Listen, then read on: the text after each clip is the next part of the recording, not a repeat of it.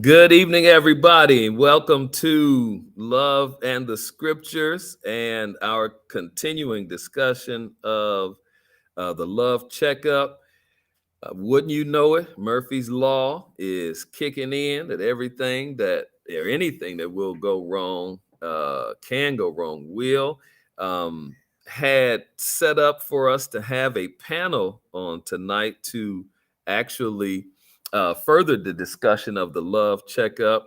Um, and everything that can go wrong is actually going wrong. I have several contacts made and confirmations about being able to be on the show, and technical difficulties and other engagements coming up, other commitments coming up, and just things and things and things. But yet we go on, in spite of and in light of whatever else goes on. We continue to do what we do.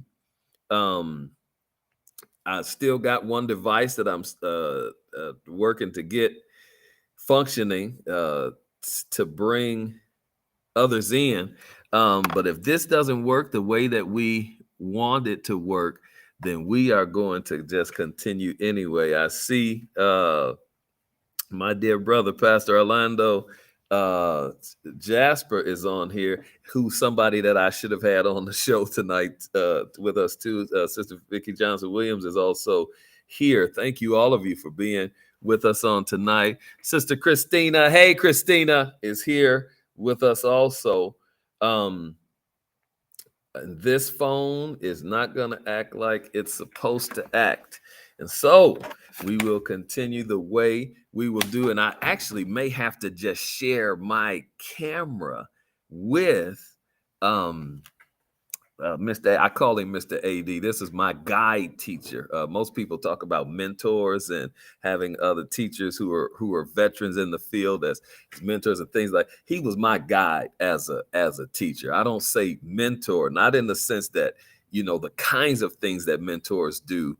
He did that. He didn't do. He did do those kinds of things, but that wasn't the way that he positioned himself with me.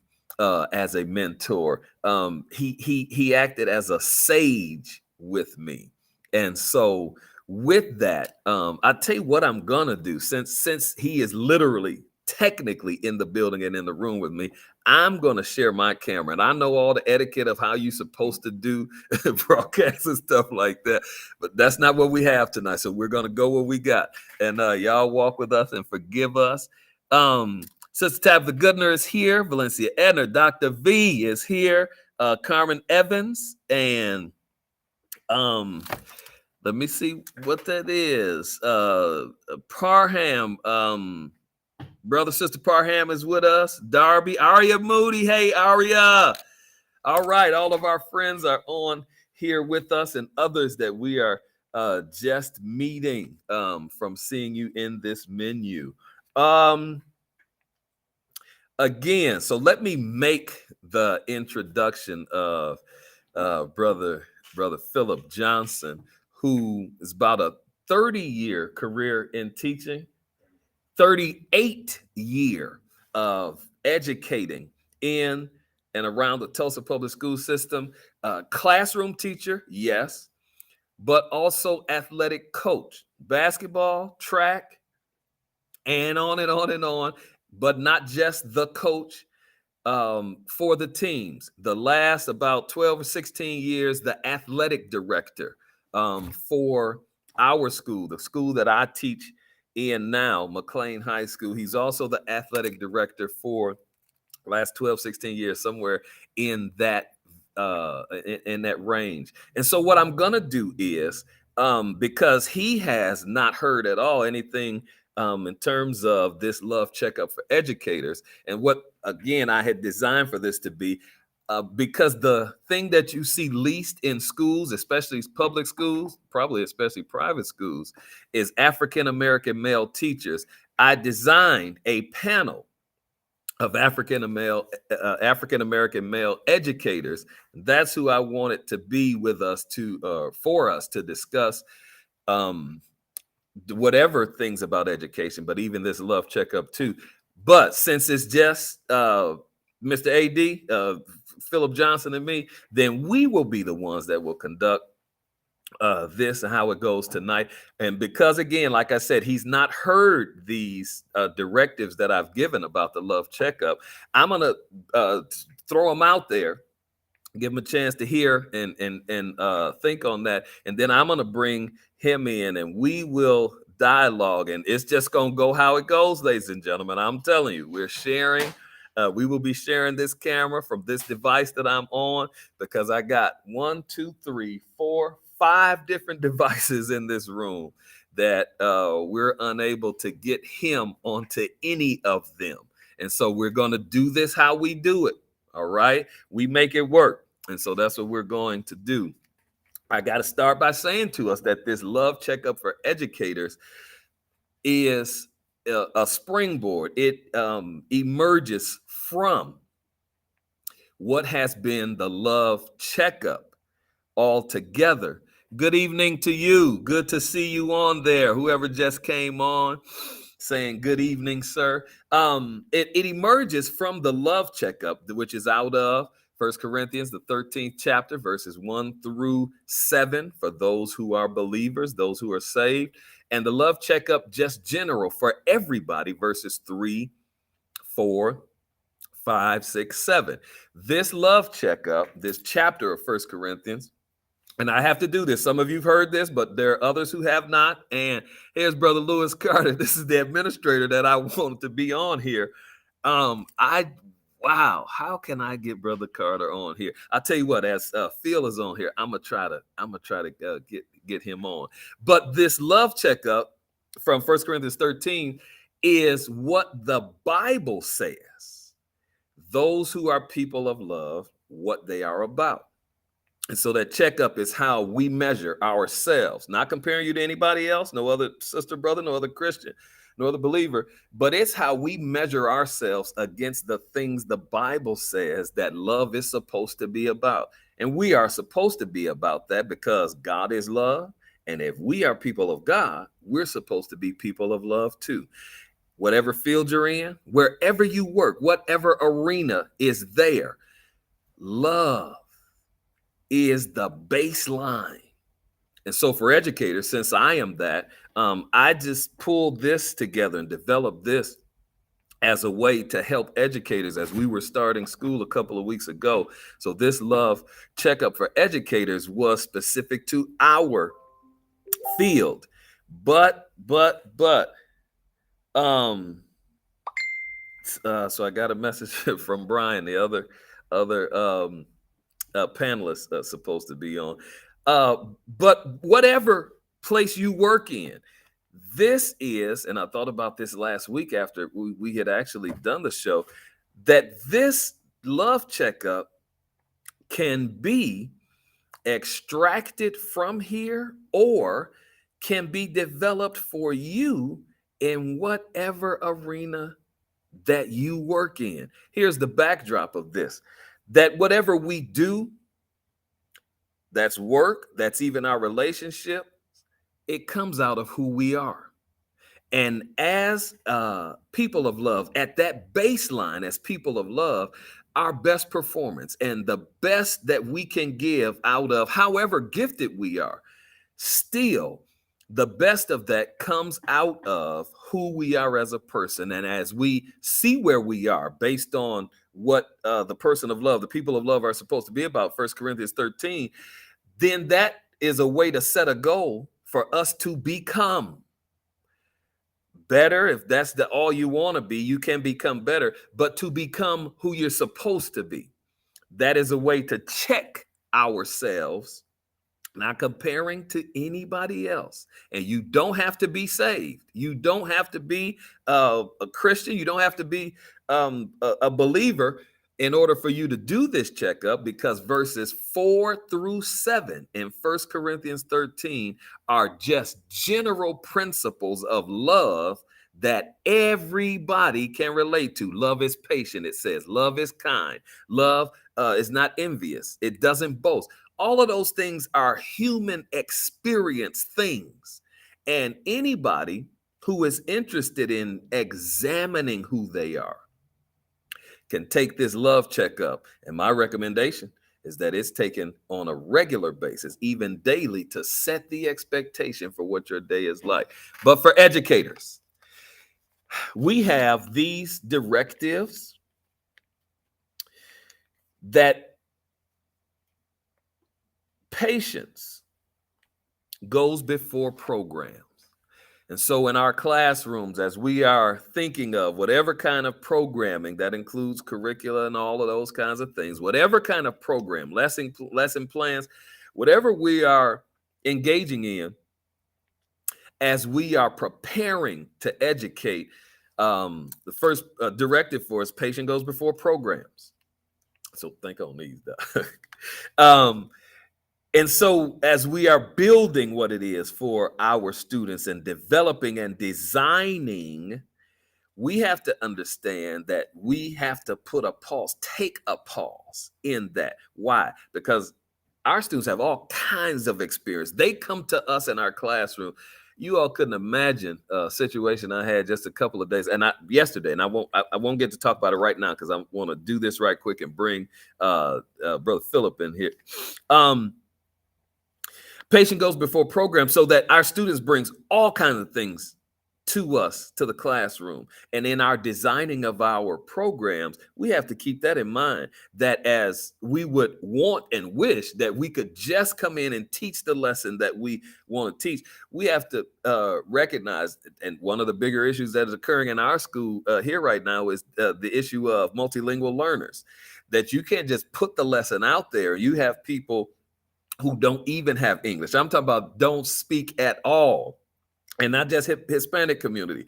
I have people from the Arab world, from the Near East, who are in my class, don't have English. And so in terms of patience before progress, it's about taking a pause in your planning for your program. Second thing is that relationships go before rigor, relationships before rigor, because everybody wants to have a standard of education that goes so that the level of the students learning, that there is growth in their learning experience. That's where rigor comes in. But if you don't have a relationship with the students, that issue of rigor, it's difficult to call out of them something when there's not a secure connection between you and them. Grace goes before grades. And we talked about that a couple of times now. Grading is what it is. Turning in work and getting it great, that is what it is. But there are other elements that are involved in that. Grace is one of those things that we have to consider. Love before lessons. This should have came before grace before grades. But as we are building our lesson plans and we're thinking about what is required of, or what we're expecting out of our students, love is something that is in there. We got to put that in there. And then dignity before discipline. Now, if you teach at a school like I teach at, where it's a high level of volatility often, all right, our school is not one of the favorite and most popular schools in our district. In fact, it's thought of the other way. Okay. And so there are times with students where you have to deal with discipline. The directive for us as educators in this love checkup is that dignity goes before discipline. What that means is simply this: realize that's a person that you have to discipline. And so when you check them, when you correct them, when you get them straight, when you put them in their place, remember that that is a person. And somebody will say, remember that that's somebody's child. Of course, that's true. But even before you consider it's somebody else's child, your adult in the room, it's your child. And so dignity, the dignity of that student is what goes in place first. And now what I'm going to do is I'm going to bring Mr. AD Philip Johnson over here, and let him just kind of respond to what he's heard me talk about in these 5 directives of Love Checkup for Educators. 38-year career in education, and so Johnson is gonna come. Now I can either turn this around to you. You can come around here. What's the best way? Yeah, let me just turn. I'm gonna turn the camera around, and Philip Johnson is gonna get on here.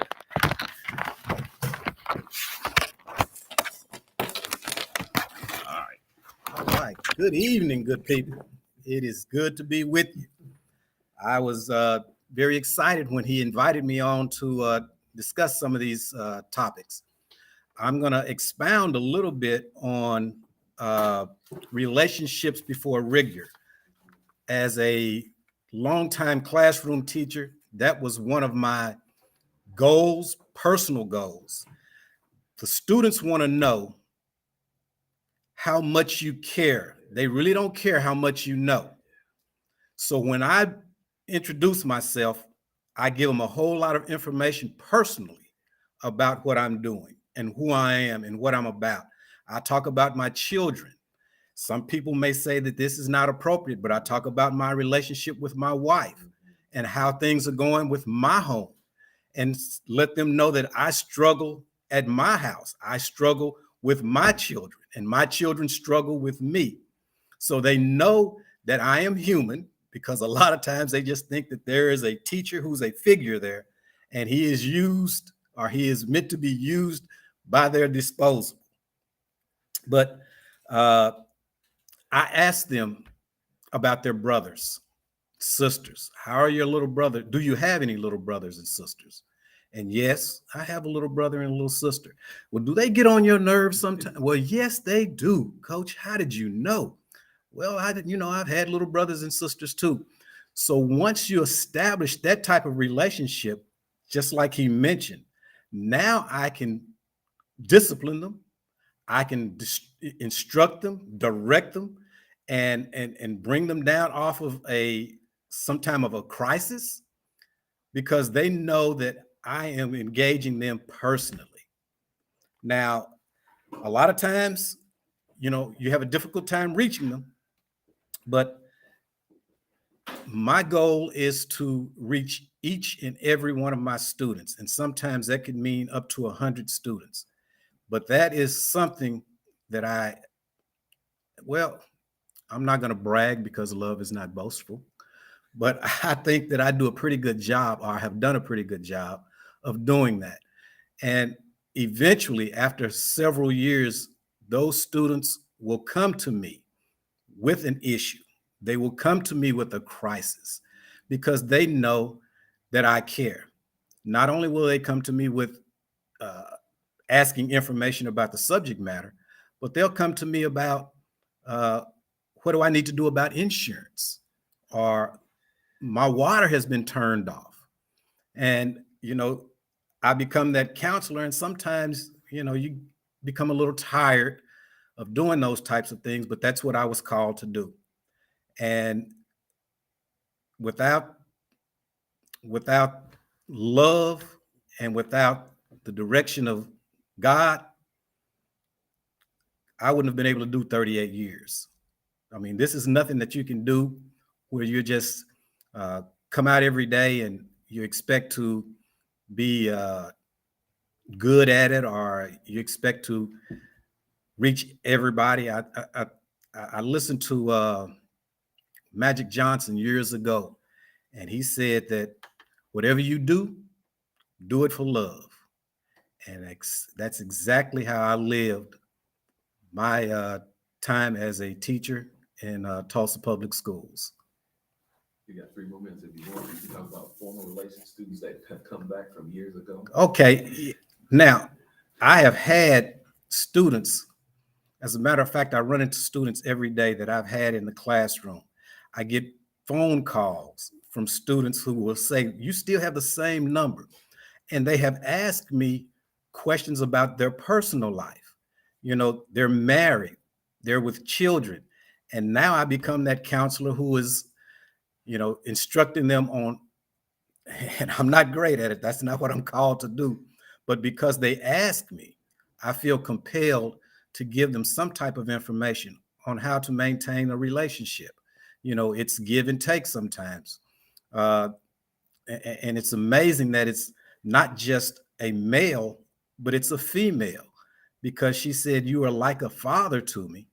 And because of that, I want to know what perspective you have on this guy treating me like this. Or it may not necessarily be something that he's doing wrong. It's just a question that she has on how maybe she should react to what he's doing.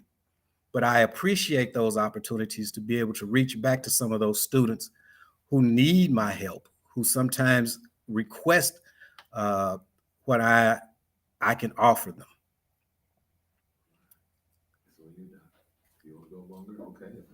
Well, I think that's about all I have right now. If uh, if I have another opportunity, I'll join back in.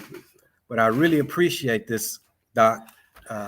Get a chance to express some of the things that I've covered over the years and I've had to deal with over the years. I could not begin. I mean, I didn't get warmed up a whole lot, but I appreciate at least having these 3 or 4 minutes to talk about it. All right. All right. Well, thank you, Brother Philip Johnson. Again, ladies and gentlemen, 38-year educator in the classroom, all of that time, yes, but also as a coach and as athletic director for the last 12 or 16 years of that time. Again, Pastor Orlando Jasper has come, and thank you so much for coming. Brother Lloyd Chikata, all the way from Harare, Zimbabwe, is on here with us. God bless you for being on here. Sister Dorothy Strand from Detroit, Michigan, bless you. You said you'd be here. Glad to see you. Remardi Thompson is on here from Wichita, Kansas. God bless you. Thank you for coming. Sister Phyllis McConnell is on here from South Haven, Kansas.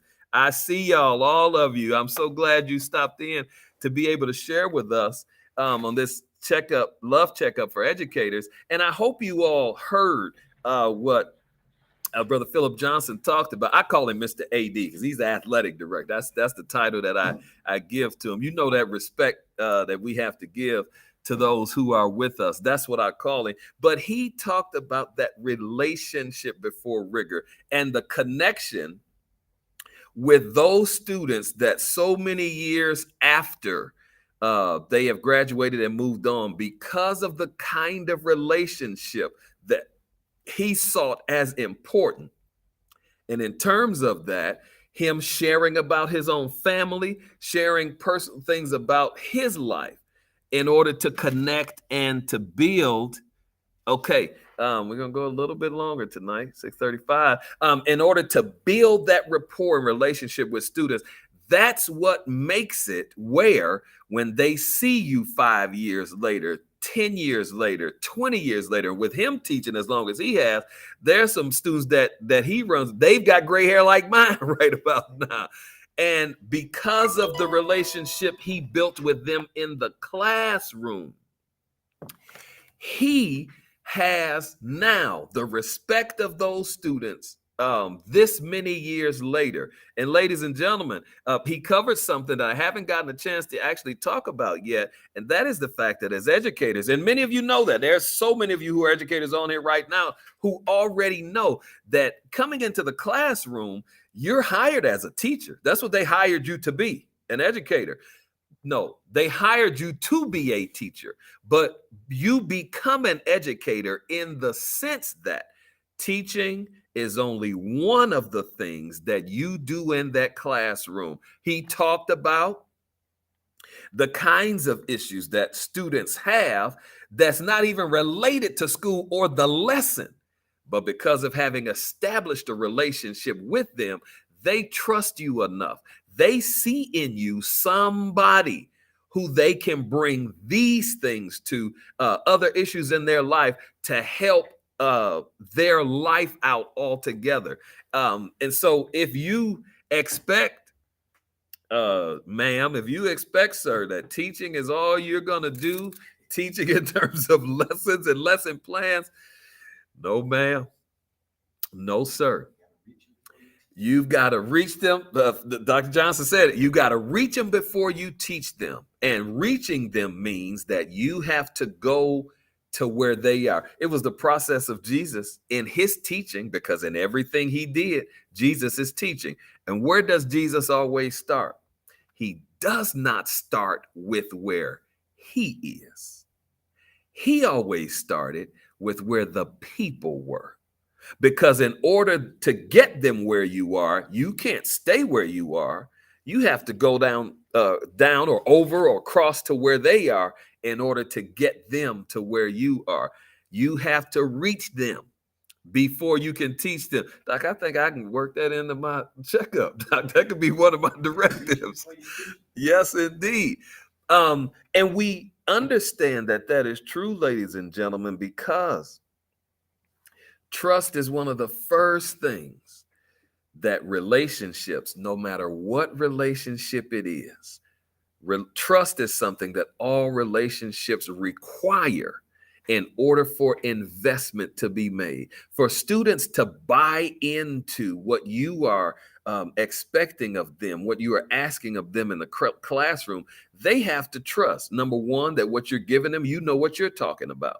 They have to trust that when they give you whatever they have put into whatever they've done, that you are going to respect that you're going to treat it as something that has some value. And then they have to trust, and whether you know it or not, it's true. They have to trust that you care. And Doc said it again. They don't care how much you know until they know how much you care. You all have heard that. Maybe you've heard that before, but it's absolutely true in the classroom. The fact that relationship has to be established. In fact, nothing about teaching is actually movable unless the relationship is there. And you can have, guess what else is possible? You can have relationship with your students, and it's a bad one. And if that's the case, then your road in teaching is going to be a difficult one to travel. And now I've had great lesson. Somebody says, maintain this platform. Amen. And continue to grow it, sir. All right. Thank you for the encouragement. I've had experiences where me and some students just didn't click at all. I've had a student that literally square up with me before. And when I looked at what happened, obviously, now I mentioned this on Facebook too when that happened a year or so ago, and when I mentioned that, it was so interesting how many people came to my defense. Let me know who he is. What's going on? Let me know if I need to come down to Tulsa. But when I checked what happened in the situation, obviously nothing about him doing that is a place that a student should be at. But when I replayed what happened, I was in the wrong because I did something with the relationship that the student actually called out. I had asked him to meet me in the hallway. He was disruptive in the classroom, violating clearly stated protocols for the classroom. I asked him to meet me in the hallway. He wouldn't move. I asked him the second time. He did not move. And then I yelled at him. And he said to me, "You ain't my daddy."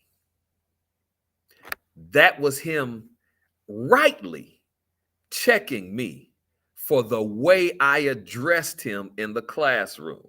Now, whatever excuse I could give, my fuse was short, I had already asked him, whatever the case. The question becomes, what else could I have done relationally to have made what I was asking of him to occur without it escalating into something else? The situation de-escalated. Actually went into the hallway. You remember that situation when that guy was in the hall, was trying to? Yeah. And Mr. AD was the one. He came out in the hallway and saw what was going on. Again, we got things calmed down, but it was a learning tree for me.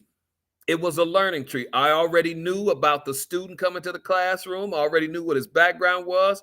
Um, already knew what he brought with him in the classroom, and in the way that I actually addressed him, in the way that I actually but came at him, I could have been more patient. One, I could have executed different dignity. Two, because when he talks about you ain't my daddy, uh, that's the way a father talks to children. I'm his teacher. Okay. And so my approach to that could have been, should have been a very, very different one. Ladies and gentlemen, we have actually come to the close of our time.